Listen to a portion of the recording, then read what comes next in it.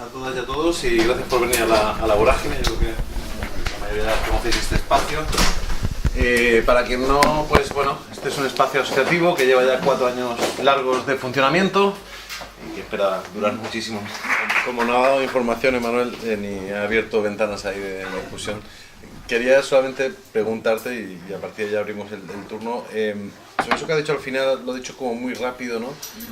De que eres partidario de que en lo político, de que esto no se arregle, de que el caos continúe, y hablaba de la posibilidad que genera eso de que desde fuera haya otras nuevas campañas. ¿Tú realmente crees que hay alguien afuera? O sea, la pregunta es, ¿quién está afuera? Sí. Hay, como elemento positivo, yo creo que lo que ha abierto el 15M, y es algo que no se ha agotado, o sea, el 15M, por ejemplo, esto mucho hay un problema aquí, yo fui amigo de todos estos, Rejón, Pablo y tal, fuimos conocidos, no necesariamente del todo amigos, pero bueno, o sea que nos conocemos demasiado bien.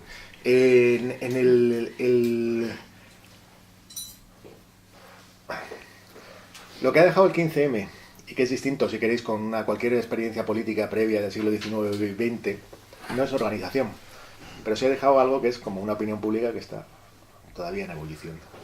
Es decir, cuando ellos decían, con lo de Pablo Iglesias, dice, bueno, es que el 15M, a partir del 2014, es que lo que destaca es por incomparecencia.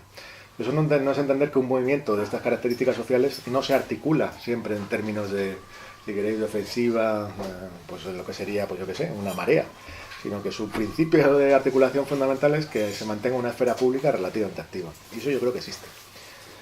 Existe además todo un tejido, que yo creo que eso habría que ver, y eso va por barrios, evidentemente, que se ha mantenido activo y que incluso en muchos casos pues ha crecido. El caso, pues yo qué sé, de Madrid, pues hace nada al propio ayuntamiento lo ocupamos, pues un espacio gigantesco de 3.000 metros cuadrados en el Paseo del Prado, al lado del RIS, del Pala, de la estación de Atocha, del Banco de España, etcétera, y se lo han tenido que comer. Bien, pues bueno, 65 salas y un lugar donde van a pasar pues todas las semanas 1.000 y pico personas. Bueno, pues eso son cosas. No digo que sean las mismas experiencias que conocimos en las plazas, pero es algo que se mantiene, ¿no? Y que lejos de desaparecer, pues no acaba de ceder nunca. De hecho, yo creo que tiene una dinámica expansiva. Hay muchos fenómenos de politización interesantes, pero son mucho más micro. O sea, que yo qué sé, podría hablar de dinámicas juveniles en Madrid, pues ligadas al antifascismo, cosas de distinto tipo, aunque aquí habrá las que sean, ¿no? Es decir, que yo creo que es muchas veces cuestión de saber dónde mirar, ¿no? O sea, yo no creo que sea esta una sociedad que no es rica en términos de experiencias políticas. Lo que no están es estructuradas en términos clásicos, y no lo van a estar en términos de un partido, eso lo tengo también clarísimo. Es decir, Podemos no va a ser más que una expresión muy delegada, muy empresarial de eso, pero no va a ser su expresión orgánica, lo que sería el partido orgánico. Si conocéis la dinámica de Podemos, pues viene representado ahora mismo por Monedero, que es un viejo asesor de Anguita y ahora de Pablo Iglesias, ¿no? Eso no se va a dar, porque esto no funciona así, tal tipo de sociedades. Pero yo creo que esa es la cosa, ¿no? Pero bueno, no sé qué. Pues yo pienso que eso que está afuera, que lo vamos a llamar eso porque la verdad yo no tengo palabras para decirlo. Eso es esto también, ¿eh? Sí, una vez que esté dentro nos va a comportar igual que lo demás. Porque a mí me parece que lo que ocurre aquí es que los cambios estos parciales se producen. Pero como estamos hablando de una cuestión de estructuras, no estoy muy segura que una vez que eso se metiera dentro, igual que se metió dentro los restos, la espuma del 15M, vaya a suponer, pues no sé cómo decirlo, no sé si ni siquiera decir si ¿qué cambio real o qué hay que hacer para que ese cambio real se produzca dentro de las estructuras? Es que es lo único que cada vez entiendo menos. Sí, voy contestando, sí. O sea, yo creo que cambios se han producido. Lo único que pasa es que no son cambios como lo que uno esperaba, sobre todo en términos máximos, ¿no? Habría un proceso constituyente, que el país cambiase radicalmente, que se cambiase hasta la mínima expresión legal de lo que es el Estado, todo eso lo que podría ser un proceso constituyente.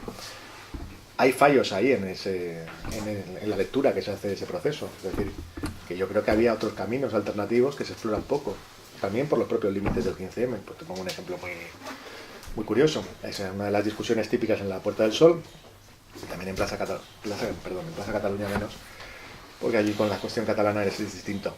Pero era básicamente, no podemos hablar de proceso constituyente porque es que la gente no lo entiende.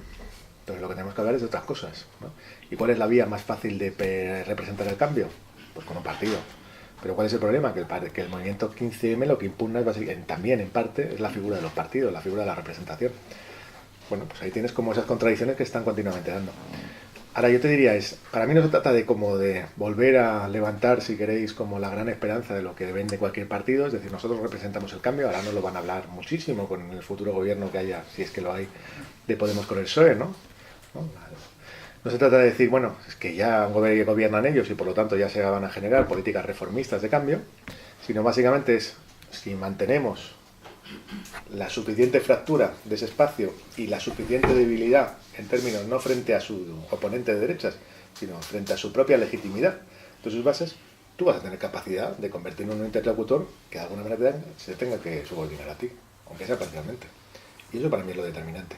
Una cuestión para mí fundamental, y con eso termino, es de lo que es esta nueva política y que es interesante, es que está completamente fragmentado. O sea, tienes el aparato estatal de Podemos, todo lo que son las fracturas de Podemos a nivel autonómico con sus distintas fracciones, pero sobre todo una realidad de experiencias, si queréis, municipales, que cada una es de su padre y de su madre. O sea, yo te diría a nivel de Madrid, o sea, experiencias radicalísimas en los municipios, o sea, que plantean otras cosas, lo que pasa es que son los municipios más pequeños. Y eso, si se consigue mantener, pues es algo nuevo, porque no es un partido convencional, es otra cosa. Es una playa de cosas que funcionan malamente y mal articuladas.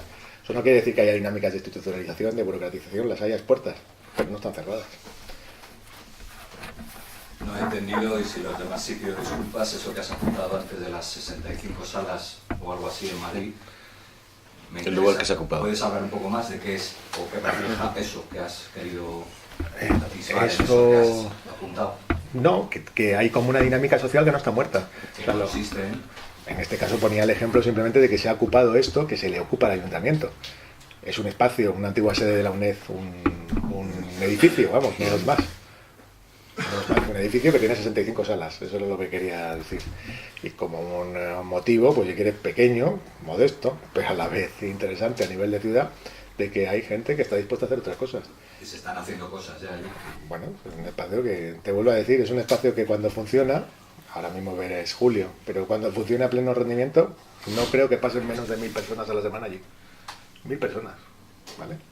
La Universidad de Verano de Podemos en Cádiz tiene 700 inscritos, ¿vale? 1000 personas, si tú las multiplicas por muchos espacios de ese tipo, son máquinas culturales. Eso es lo que luego permite que haya explosiones de otro tipo. Entonces necesitas sobre el territorio, pero esto es otra discusión, tú sobre el territorio necesitas espacios donde se articulen y se condensen experiencias. Este puede ser uno, ¿sí? Un centro social es otro.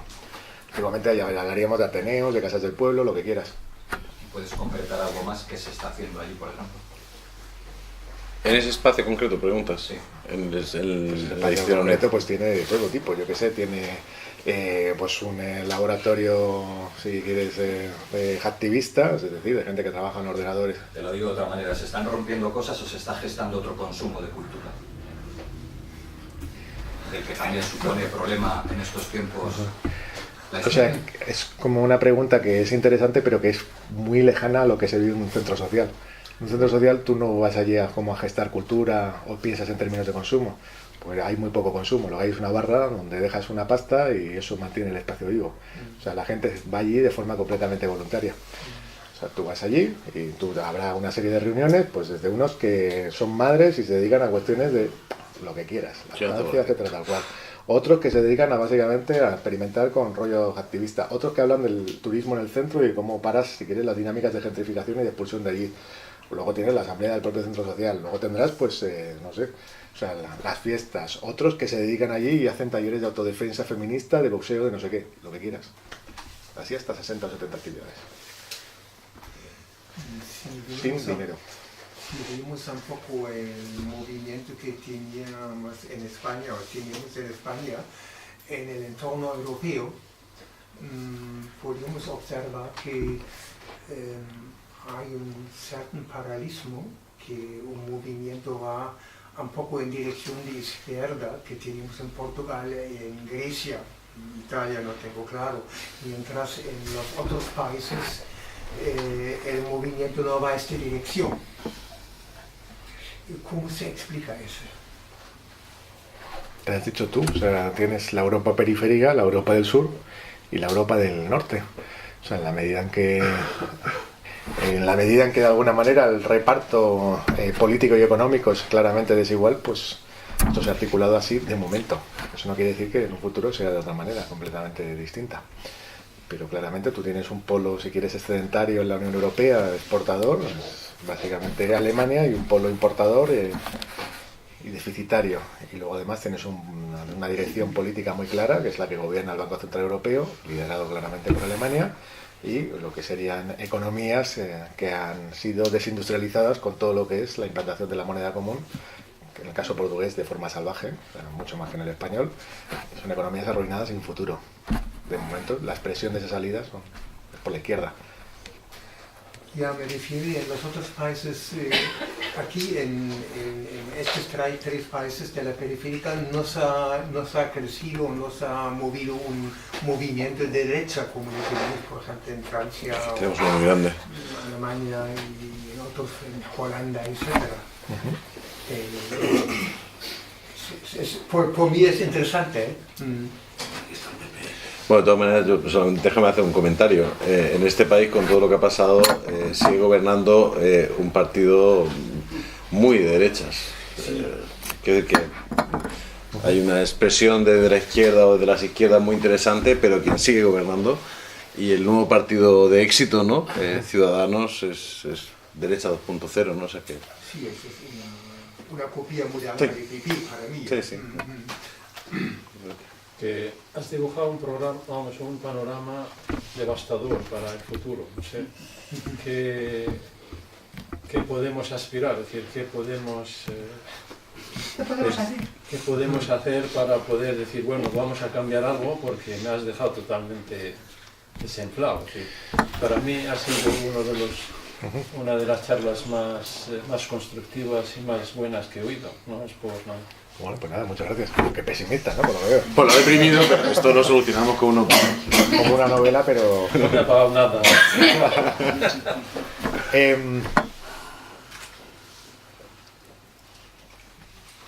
Pues es complejo responder a eso, ¿no? Yo lo que te diré es que básicamente para mí la defensa es como hacer una política. La política no puede tener atajos. O sea, la política básicamente es si nosotros, la gente y tal, está organizada, tiene capacidad de propuesta, tiene capacidad de resistencia, tiene capacidad no solamente de resistencia frente a lo que sería un poder, sino de construir cosas, o sea, en términos económicos, en términos sociales, en términos culturales, o realmente no hay política. La política institucional está pensada de otra manera, que es básicamente tú delegas a unos señores y ellos se supone que lo solucionan. Bien, eso es un engaño, por decirlo así. Otra cosa es que tú tengas que jugar con eso. Juegas con eso, pero eso tiene que ser expresión, el resultado de otra cosa, y eso es lo que tienes que construir. Eso es lo fundamental. ¿Por qué Podemos en esta segunda fase nos ha hablado tanto de movimiento popular? Porque sabían que sin eso no hay fuelle. O sea, si no hay algo que te empuja, tú no vas a crecer tu número de electores. O sea, si quieres, la polémica que hubo entre Pablo e Íñigo, la polémica en Podemos, la única polémica sí que ha tenido cierta trascendencia, era básicamente eso. O sea, Íñigo diciendo, nos transversalizamos, nos convertimos en la mayoría social que nos imaginamos que tiene el país. No sabemos muy bien cuál es esa, pero es como básicamente los años 80 y la gente que vuelve, los políticos a través de PANA y que hablamos como para el pueblo, o de alguna manera tratamos de ir hacia una izquierda que tampoco sabemos muy bien si eso corresponde con lo que serían los deseos de cambio del país. Pero en los dos casos es o tienes capacidad o hay una capacidad de movilización social que empuja a estos, o realmente no hay nada. O sea, es que ¿Pueden hacer algo? Pero Podemos puede hacer algo. Pero... Sí, muy bien. Manolo, sí. Una de las cosas que yo creo, bastante de acuerdo con todo lo que has planteado, y has planteado un problema central al final, que es el tema de la desestructuralización. Es decir, que existen movimientos que están, en gran parte de los sitios existen, y que lo que sucede es que no hay todavía una forma de estructura que eso lo articule de alguna manera. Pero yo creo que el 15M y todo lo que ha pasado posteriormente, una cosa que se ha pulverizado ha sido los partidos políticos, y eso es cierto. Se ha pulverizado. La radiografía que se puede ver en las últimas marchas de la dignidad de Madrid era algo que era perceptible por todo el mundo. Es decir, había una cantidad enorme de pequeños grupúsculos políticos con sus banderas de manera distinta, que no habían existido, que no conocía a nadie, que llevamos ya más tiempo en el tema de la política, ¿no? Por lo tanto, quitar lo que eran organizaciones que tenían todos los defectos de un partido político, pero que tenían capacidad de organizar a nivel más allá de lo que pueda ser el propio espacio inmediato, pues están pulverizados, están en este momento pulverizados. Quizás en este momento entonces lo que tenemos que reflexionar es sobre qué manera pueden existir de que los movimientos que siguen existiendo tengan alguna capacidad de confluir de alguna manera, porque eso es lo que parece que es muy difícil. Es muy difícil incluso dentro de movimientos que tienen objetivos comunes. Por ejemplo, en el caso de Cantabria estamos en Libres, ¿no? Que es una plataforma antirrepresiva, etc. Y estamos metidos en algunas redes que existen a nivel estatal, como puede ser No Somos Delito, o Defender a quien defiende, etcétera, etcétera. Pero todo eso no crea una capacidad de poder golpear conjuntamente. Es decir, es muy complicado llegar a ese tipo de coordinación que permita que esos movimientos de alguna manera sean capaces de generar algo más que lo que es su propia organización territorial, ¿no? Su propia organización en el propio territorio y moverse en ese ámbito propio territorio. Incluso dentro del territorio con problemas, porque luego también surgen otras organizaciones con otros movimientos con características similares, pero no se hablan o no tienen conexión entre ellas, ¿no? Entonces tenemos un problema ahí que yo creo que es para pensarse, ¿no? Y ver cómo resolver ese, porque es, yo creo que la barrera fundamental en este momento para crecer, ¿no? En la calle. ¿Comento? Sí, si quieres, sí, Contarlo porque sea más ágil. Bueno, pues si quieres... ¿Punto? Sí, dale y... Bueno, usted antes ha hablado de una desindustrialización brutal que ha pasado en Europa a través de la introducción del euro, donde de repente regiones, países enteros, hablando de Grecia, Italia, Portugal, España, se han empobrecido enormemente, y esto es una cosa que es un hecho, ¿no? Que se ha producido así, esta situación. ¿Cómo ve el futuro para toda esta región europea? ¿Qué va a pasar? ¿Seguimos así? ¿Seguimos viviendo en este mundo empobrecido, una parte de Europa, la otra bien situado como Alemania y los que están alrededor, forman un tipo de núcleo, y después los otros, al final no veo una solución, mismo si tenemos después empobrecimiento brutal y global en esta zona. ¿Y qué va a pasar con esta zona? Entonces no es tan importante cómo organizarse esta pobreza, ¿entiendes? Es cómo organizamos esto en un futuro. ¿Qué cree que va a pasar con esto? ¿Me explico? ¿Vosotros sois alemanes? Sí, somos los dos alemanes. O sea, el empobrecimiento también es de Alemania, o sea que supongo Sí, que... una parte de la población está afectada, claro. Muy grande. Parte grande, sí. Como 5 millones. Sí. Pero hay problemas en Alemania que son diferentes, ¿no? Bueno, o sea, el problema para mí no es un problema, si quieres, como de capitalismo global. O sea, tú tienes un problema claramente de cómo relanzas ciclos de lo que sería el viejo capitalismo de corte convencional, que se llamaba el capitalismo bueno. Es decir, ciclos de producción industrial de bienes y servicios que de alguna manera pues permitan generar nuevo mercado, generar nuevo empleo, generar nuevas producciones, y eso pues genera pues una capacidad, que tienes capacidades redistributivas, ¿no? De reparto, de pagar programas sociales, etcétera. Eso no se está dando. O sea, la lógica de financiarización de la economía global es básicamente eso. O sea, como no se encuentra beneficio en los ciclos industriales convencionales, nos metemos en mercados financieros. Los mercados financieros lo que hacen es concentrar la riqueza, de alguna manera pues para adelantar lo que serían los beneficios futuros, descontar el beneficio a futuro en el presente, por lo tanto generar mecanismos de deuda brutales e insostenibles, y esa es la situación actual. Yo diría que no hay claramente visos de que la crisis que se viene arrastrando desde los años 70 se vaya a solucionar.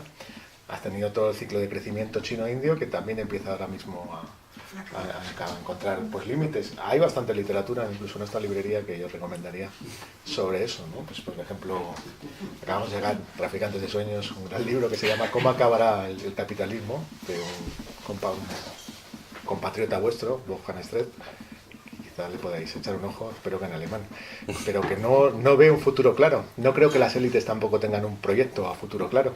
O sea, lo que hay es una lógica de generación, pues, de mecanismos de privatización, de externalización, que permiten rentabilidades, pues si queréis, en tiempos cortos, pero no lo veo muy claro. Volviendo a lo que comentabas tú, o sea, el problema de la organización, que es un problema muy gordo, es como...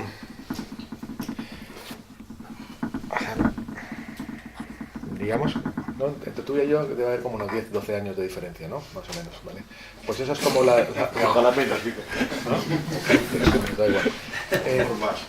Bueno, vamos a ver. Pero es básicamente como la diferencia entre lo que sería lo que quedaba de una cultura política que venía de los años 70 y los que venimos de una crítica de la política muy fuerte, que básicamente la crítica de la política es una crítica que tiene un aspecto positivo, pues todo aquello de decir, ¿no? De no condenar el presente al futuro en términos tal, de vivir al día, de buscar, como si quieres, como experiencias que sean como de comunismo aquí y ahora, cosas de ese tipo, ¿no? Cultura de centros sociales, etcétera. La cuestión de la organización, la tradición organizativa, con mi generación se pierde. O sea, en los años 80, primeras ocupas, ¿no? Lo que empiezo a conocer yo, y los 90 más, es que no hay ningún interés por organizarse de nada. Hay muchas ganas de pegarle una patada a todo. Entonces, no hay... Eso se pierde y de alguna manera los que vienen de mi cultura yo creo que somos incapaces de generar una organización a futuro. Pero yo creo que hay un problema que es de corte, y esos son los movimientos sociales, es decir, pues fragmentarios, se organizan, ¿no?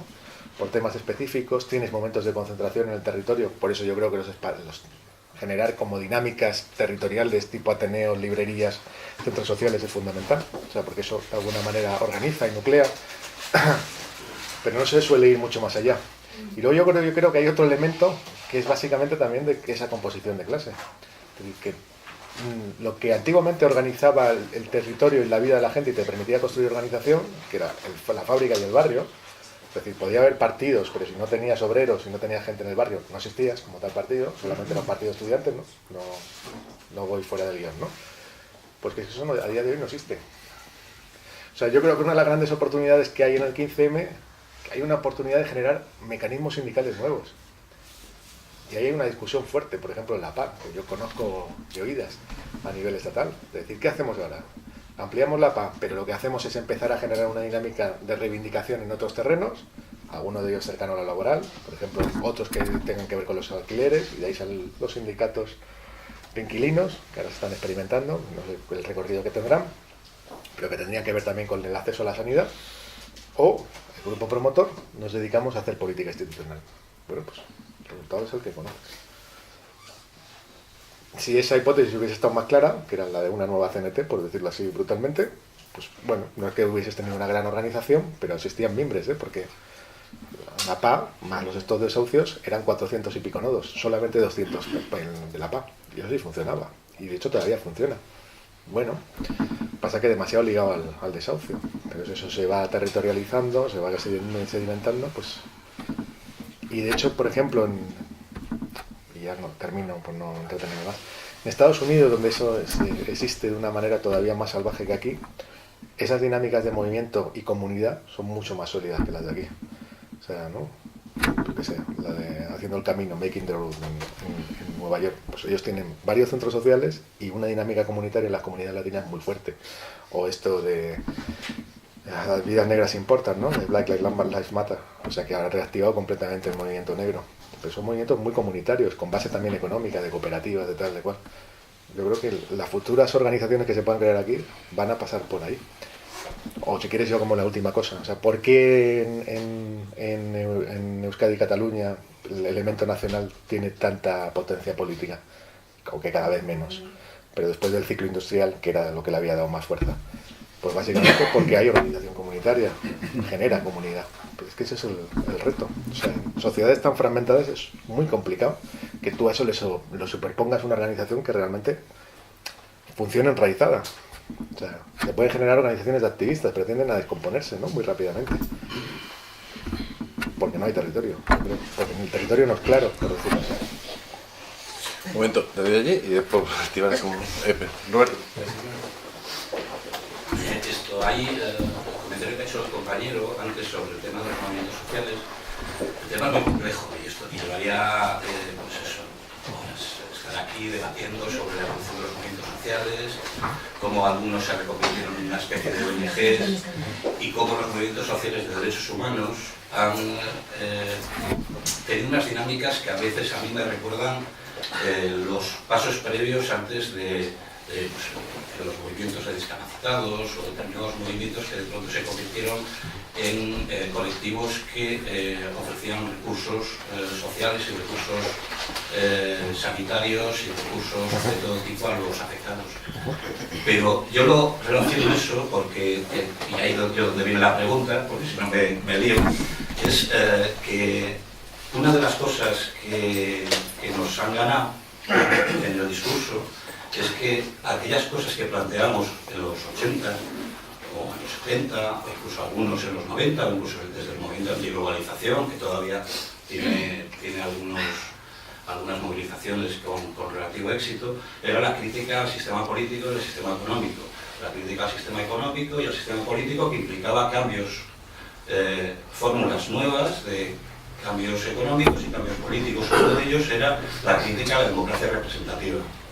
Yo recuerdo en una asamblea hace cosa de 2 años plantearlo en estos mismos términos, más o menos, y no me echaron de brazos de milagro, por plantear que, por ejemplo, en el caso de Podemos, que creo que el problema que tuvo fundamentalmente es que el ansia de poder estuvo muy por encima del ansia de cambio, y que eso es lo que ha determinado su funcionamiento interno desde su nacimiento, es que, por ejemplo, conceptos como democracia participativa o la crítica esta que viene implícita a la democracia representativa, a la democracia liberal, a esa democracia que está íntimamente conectada con el sistema capitalista, no existe. No existe una crítica a la democracia representativa porque no hay tampoco un modelo mínimamente digno que se plantee más allá de, digamos, de los foros intelectuales, por decirlo de alguna forma. Y entonces no sé cómo es, digamos, esa evolución, que yo creo que no hay mucha diferencia porque hay... Yo he estado militando en movimientos sociales y en organizaciones políticas y sindicales toda mi vida, sin hacer muchos distingos. A mí me parecen parecidos, los seres humanos somos parecidos en todos lados y digamos que los juegos de poder y las camarillas de poder y las atomizaciones y las afinidades se generan en todos los grupos humanos. Y realmente esto yo lo que veo es una dinámica, esto va siempre con ciclos, una dinámica de conservadurismo por parte de organizaciones sociales y organizaciones políticas, y en el caso de las organizaciones políticas, curiosamente, cuando por primera vez tenemos posibilidad de llegar a las instituciones. Bien. ¿Qué es eso? Bueno, o sea, deberíamos discutir. Yo creo que esa crítica a la representación está mucho más generalizada de lo que parece. Y de hecho, uno de los grandes problemas de Podemos es que como experimento tradicional, en lo más tradicional que ha tenido, o sea, incluso hay componentes que son curiosos porque son contradictorios. Lo plebiscitario tiene un componente también de crítica a la representación, porque es como... Y luego a la vez tiene un componente de afirmación de lo que antiguamente se diría un liderazgo carismático, ¿no? Pero el gran problema de Podemos es que al jugar como partido, inmediatamente se ha desinflado, porque se ha vuelto no creíble. O sea, eso no lo han conseguido controlar. O sea, que eso es una revancha, si quieres, del 15M más radical. Es decir, lo ha convertido en algo que es que la gente no se lo cree. Pero no se lo creen los activistas, no se lo creen los que están alrededor, no se lo cree nadie. Se lo creen unos pocos, eso es verdad, y gente de buena fe. Pero no es esa capacidad que a lo mejor hubieses tenido en otras épocas de levantar una adhesión fuerte y de haberla mantenido. Pero que tenían. Sí, pero la han agotado muy rápido. Porque lo que hablabas de los círculos antes, ahí había más democracia participativa que lo que hay ahora a años luz. Claro, pero lo que te digo es que en el momento que ellos se han verticalizado más, y han adoptado por una lógica más vertical, han aguantado menos. Esa es la paradoja. O sea, en el momento que tú te has convertido en un partido más convencional, has sido asimilado a cualquier otro partido. Y te han empezado a tratar como antiguamente se trataba a Izquierda Unida. Que eso es muy curioso también. O sea, que la gente lo vota y no se lo cree.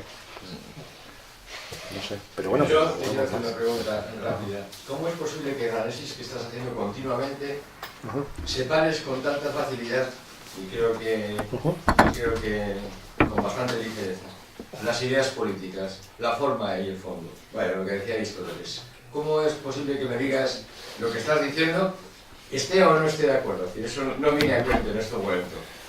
A separar con tanta facilidad el fondo y la forma. Que hablas de verticalismo dentro de Podemos, al que no pertenezco, al que no pertenezco, pero no dices absolutamente nada de cuáles han sido el momento que recogió, como decía el compañero, esa ilusión que en este país se visualizó alrededor del 15. Yo creo que has llegado tarde, porque empezó la charla por ahí. Empezó la charla justo por ahí. No por nada, no por nada, para no hacerte sentir. Es que se ha hecho como todo el relato. Es que no he terminado de entender. No pasa nada, porque ha habido todo un relato desde el 15M. Tienes ahí. Yo quería bajar un poco más al suelo y empezar con una frase de Woody Allen de una de sus películas, de su personaje, en esa película que le dicen que, que siempre ve la botella medio vacía, y él dice, yo que va, yo la veo medio llena pero de veneno. Entonces, atacar el veneno, ese que hay en todo esto que estamos hablando, yo también lo veo negro, si me pongo a ser futurista, que quiero no serlo, ni pesimista ni optimista, pero situándonos aquí ahora, el lugar común ese que tantos repiten desde el personaje de Mairena, de Machado, o Emilio Lledó, José Luis San Pedro, yo creo que hasta a Saramago se le lleva a oír, ¿no? ¿De qué sirve la libre expresión?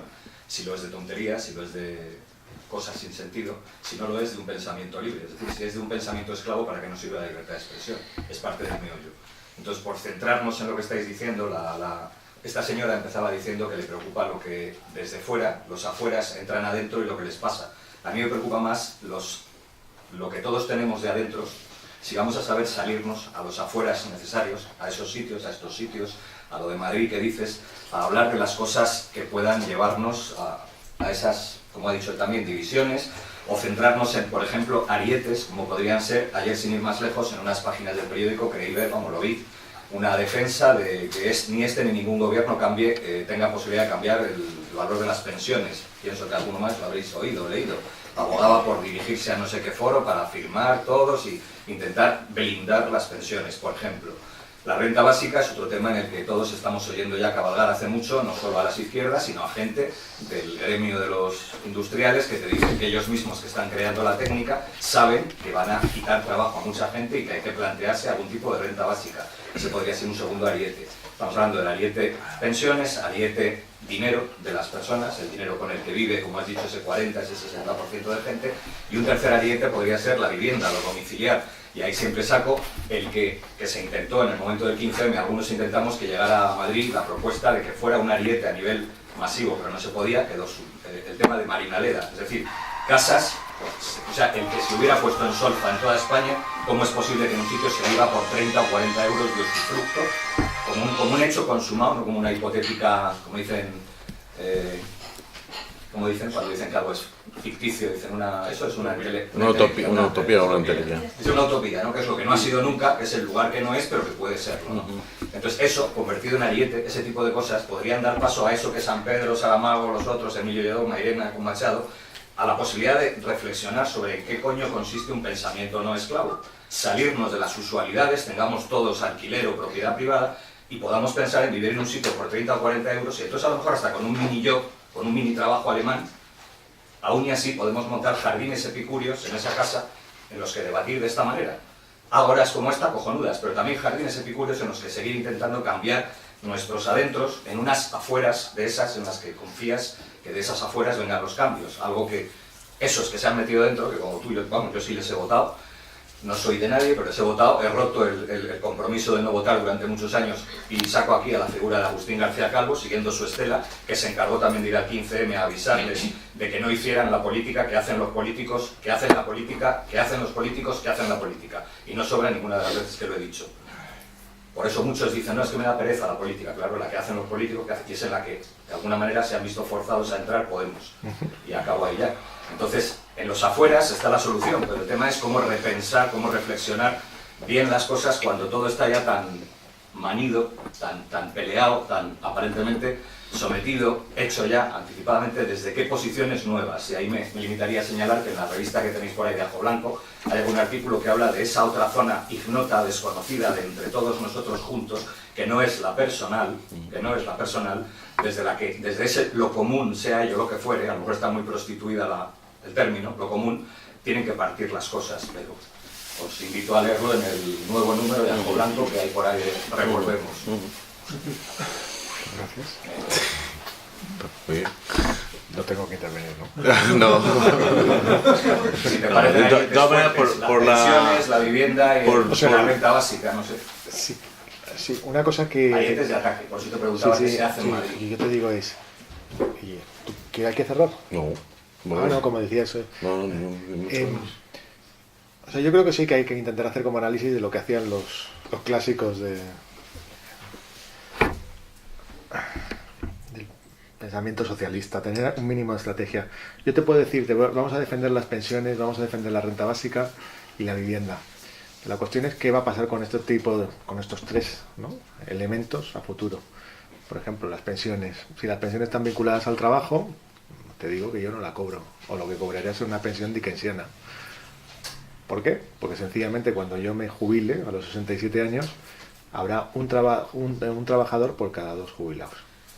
Bien, puedes decir, vamos a defenderlo, claro que sí. Puedes defender una renta básica, sí. Pero es que estas afueras implican, lógicamente, quitar el dinero de otro lado, cuestionarse de dónde se está echando dinero, en corruptelas o en otras cosas, y de dónde hay que sustraerlo, poner tasas, lo que sea. Para eso, como tú dices, hay mucha literatura aquí que habla de todo ello, y de los muchos que se han dedicado a darles vueltas y que suponen que es posible.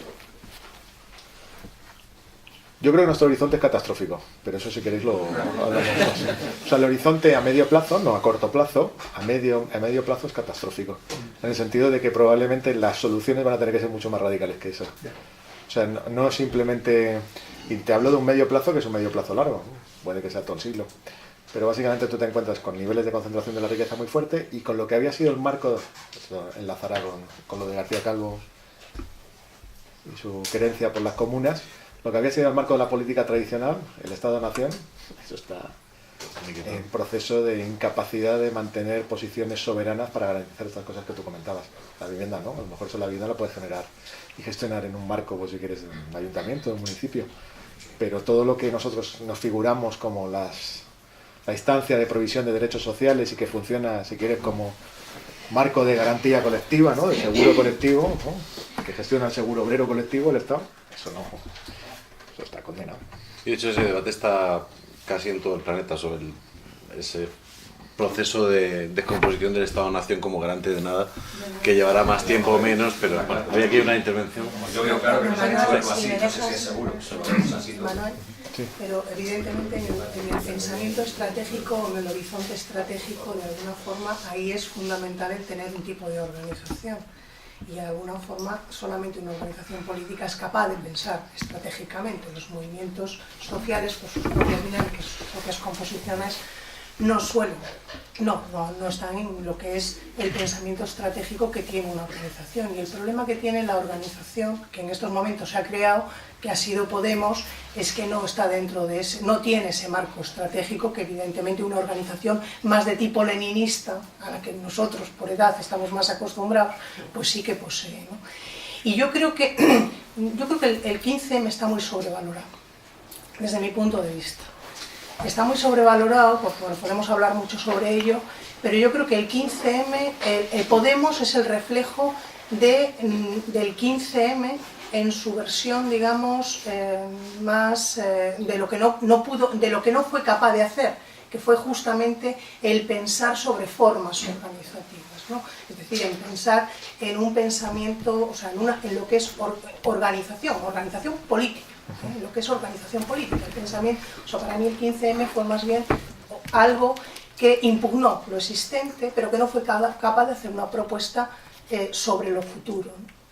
Y eso luego se plasmó, evidentemente, en una cosa tan terrible como fue lo de Podemos, porque viniendo mucha gente del 15M fueran capaces de consentir estructuras tan radicalistas y tan plebiscitarias como fue lo que ha pasado en Podemos, ¿no?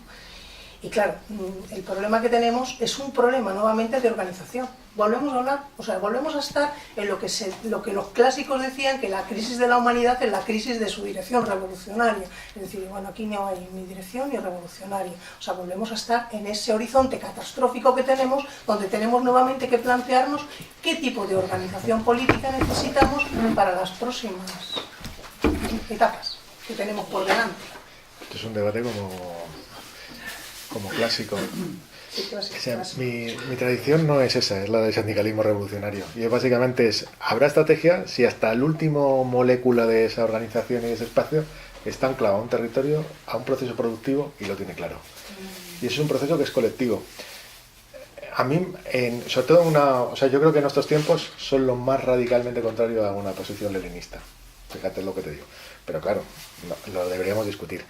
En un ejemplo como fuerte es, seguramente Paco lo conocerá bien, es por ejemplo todo lo que sucede por ejemplo en Bolivia. O sea, Bolivia es como uno de los experimentos yo creo como más fuertes que ha habido en estos años, precisamente porque se plantean cuestiones como muy clásicas, porque hay un cuerpo intelectual relativamente influido por tradiciones que vete tú a saber por dónde, por el marxismo mexicano y hay conexiones ahí como fuertes, ¿no? Y con una tradición muy rica de movimientos y con un estilo muy débil. Y se plantean las preguntas del partido, del Estado y de la estrategia de una forma muy fuerte. Los sectores más activos, yo creo que del proceso, acaban desencantadísimos de las posiciones como, si quieres, como más estatistas y más de partido. Y lo que te plantean ahora mismo, por ejemplo, en términos de lo que sería, ¿no? Pero no estoy diciendo que esto es la misma discusión que tú me planteas, pues como que por darle un giro así un poco lateral. Lo que ellos plantean, por ejemplo, Raquel Gutiérrez, no sé si conocéis, Luis Tapia, gente de este tipo, básicamente es decir, aquí lo que se ha renunciado es hacer como una política, si quieres, como de masas, una política de democratización radical. Ya han ido cambiando términos. En vez de hablar de nacional popular, lo que vamos a hablar es de horizontes comunitarios populares. Y yo creo que no puede existir organización política si no es tan claro. O sea, esa es la paradoja. O sea, un militante está desterritorializado. Pero los que forman esa organización y la base de esa organización tiene que tener un fortísimo componente comunitario y territorial.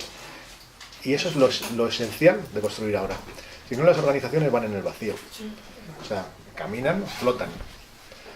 Y cuando eso existe, probablemente la organización, esa dirección revolucionaria, se deshace. O sea, se vuelve colectiva. No hace falta Lenines. Hace falta mucha gente que piense en términos y en claves de discusión compartida. Esa yo creo que era la diferencia fuerte en sus momentos de la organización de la vanguardia obrera y la del sindicalismo revolucionario. El sindicalismo revolucionario en Europa, que solamente se mantiene en España, no tiene tiempo de desarrollo. Esa es la paradoja. La Primera Guerra Mundial y la Revolución Rusa lo corta. Pero no te digo yo que... pero bueno, que eso es otra discusión. Estamos aquí metiéndonos en cosas... Sí, hace poquito estando, porque creo que aporta...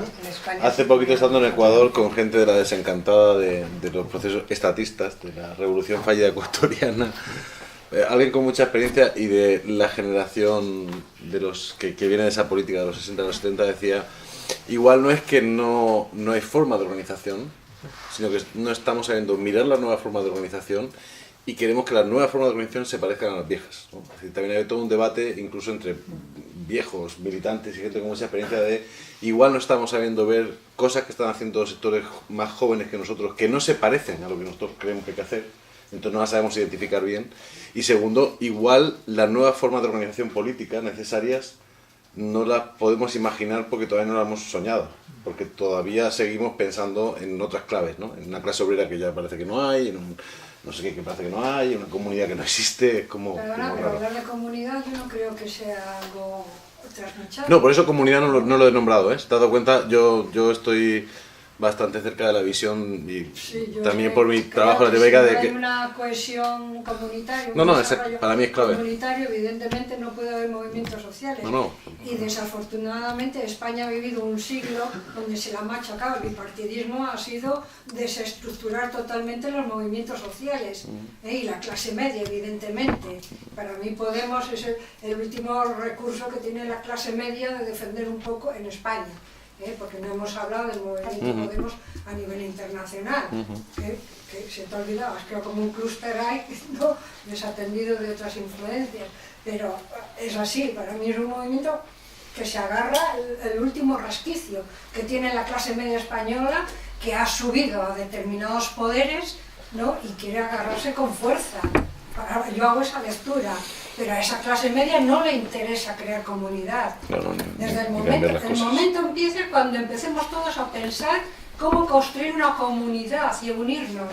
Ahí va a empezar entonces el cambio. Y yo soy positiva y optimista, en lo demás totalmente negativa, ¿no? Porque las fuerzas que vienen supereconómicas, vamos, nos destruye totalmente. No, yo quería que hablara ella, y si puede ser, luego hablo yo. Sí, claro. Pilar. Es que hace rato que quería hablar de esta mujer. Sí, esto es como lo de... Es que la he visto con el intento, pero sin el... Lo del dinosaurio. Nos despertamos y seguía ahí. Sí. Es decir, el capitalismo financiero, que está causando, de alguna forma, una gran... totalmente este tipo nuevo de descoloque en el que vivimos, ¿cómo se accede a él? Es decir, nosotros, desde un planteamiento como este de otro cambio de mentalidad, de otro cambio de organización, de otro cambio de visión, de otro cambio... Sí, todo. Es como estar buscando, y me parece que quizás sea la única forma práctica, respuestas particulares y parciales. Pero mientras nosotros estamos tapando agujeros, bueno, los que se encuentren en esta situación, el tema es que las finanzas las siguen controlando los mismos. Ahí cómo se llega.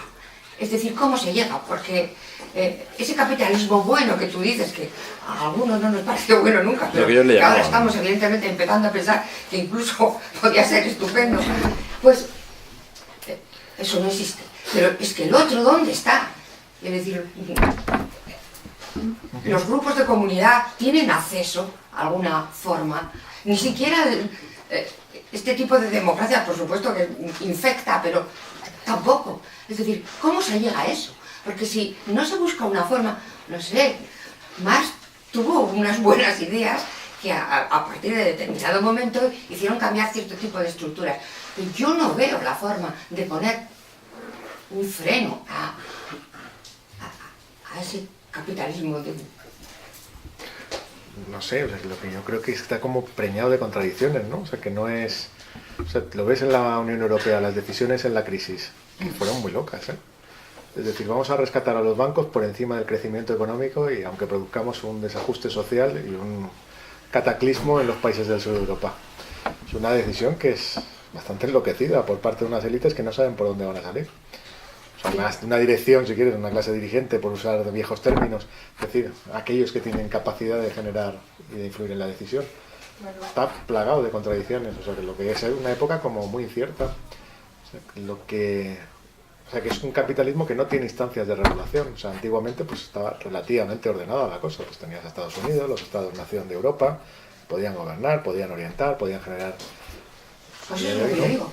¿Cómo se llega? Pero que eso no tiene una... No sé, o sea, lo que dices es, ¿cómo podemos oponernos a esto? No te vas a oponer como un bloque, te vas a oponer parcialmente aquí, allá y tal, pero que es un proceso que tiene muy pocos visos de estabilizarse, pues no consigue... O sea, las élites financieras dejadas a sí mismas, o sea, no sé si veis películas o conocer gente es más complicado, o sea, tienen un componente antisistema brutal, o sea, de un nivel Son de... gamblers, ya lo sé, Sí, pues pero... Creo que al renglón de lo que decía, es eso de la comunidad, de crear comunidad. No sé si viene a cuento, pero ahora que está de moda lo de Cataluña, lo del proceso ese, yo no estoy de acuerdo con que Cataluña se implemente. Pero bueno, que aparte de eso, salió a relucir que un consejero había renunciado porque veía en peligro su patrimonio. Entonces, claro, eso es un exponente de cuál es la mentalidad con la que funciona prácticamente todo el mundo. Casi si me apuráis hasta los de Podemos. Es decir, que la gente se mira mucho lo que le va en el envite, ¿no? Entonces, claro, hasta que no cambiemos de mentalidad, siempre... Y después lo de la... y yo he visto que se ha dejado de hablar de lo de no pagar la deuda. O sea, ¿hasta qué punto es legítimo que se nos diga que los 63.000 millones de euros que se ha llevado Bankia no iba a pagar ni un euro el erario público, ¿no? Y ahora resulta que sí, que se va a pagar casi todo, ¿no? Entonces, quiero decir que hay argumentos sobrados para no pagar la deuda. Yo es que hace tiempo que he dejado de oír eso de que la deuda no hay que pagarla, ¿no? Ya nadie lo dice. Claro. Bueno, totalmente de acuerdo. Se dice poco. Porque se gobierna. No se tiene aspiraciones. Yo retomando un poco, bueno, cerrar, queriendo creerme ser positivo, buscar algo de comunidad, de red, yo creo que tenemos una cosa nuestra, que creemos nuestras señas de identidad y que eso es cohesión social, ¿no? Que es la cultura. Y eso es comunidad. Y nosotros, yo creo que trabajamos ahí, tenemos una oportunidad en todos nuestros ámbitos, y más allá de la cuestión política, de cómo nos representes, y de lo organizativa, y que podamos hacer un cambio en el que, en un mundo que no sabemos. Esto tu computador de acuerdo con la lectura que has hecho, no sabemos, o sea, si no sabemos, ¿no? Bueno, no sé lo que se dice, 20-30% de los trabajos de dentro de 15 años ni nos imaginamos, pues es que es por esto, es porque seguramente, y yo quiero creerme que la cultura, bueno, a raíz de nuestra publicación de Jaron, Cultura Libre de Estado, se empieza a plantear, ¿no? Nos hemos juntado en Zaragoza, en Harinera, bueno, transformando y creando unicornios. Nosotros llamamos unicornios. Bueno, pues es otra forma de trabajar. Bueno, eso es una... Bueno, yo fui descreído totalmente de lo que decían, de lo que publicáis vosotros, bueno, que leyeron. Bueno, han pasado 4 meses, coño, nos estamos... Literalmente, yo soy empresario, yo soy empresario de la cultura y no vengo de... Bueno, estamos en organizaciones de profesionales, que estamos en contacto con asociaciones culturales, con instituciones y con instituciones, con funcionarios que quieren cambiar desde dentro ese muro invisible que a la gente que accede, ¿no? desde lo común no se encuentra.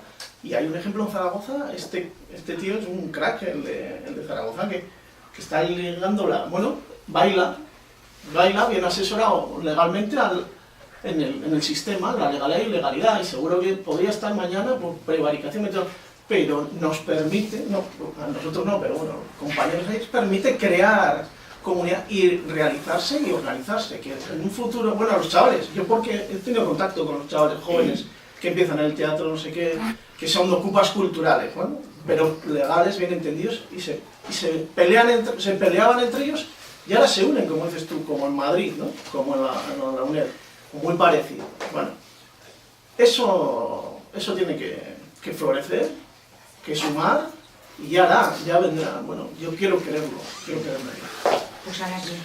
No sé cómo se puede. Pues si queréis, no sé si quieres hacer como un cierre, y lo digo por la hora porque yo veo a gente mirando el reloj, yo podría estar 4 horas porque son temas de una necesidad y de una profundidad difíciles de tratar en un rato, pero bueno, no sé si quieres hacer algo.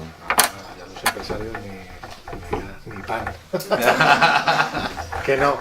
Claro, la verdad es que no tengo palabras de cierre, o sea que me ha encantado estar con vosotros y espero que podamos coincidir en otra ocasión. Y, nada, pues un gusto. Pues os esperamos en esta comunidad, ahí tenéis el libro por si lo queréis.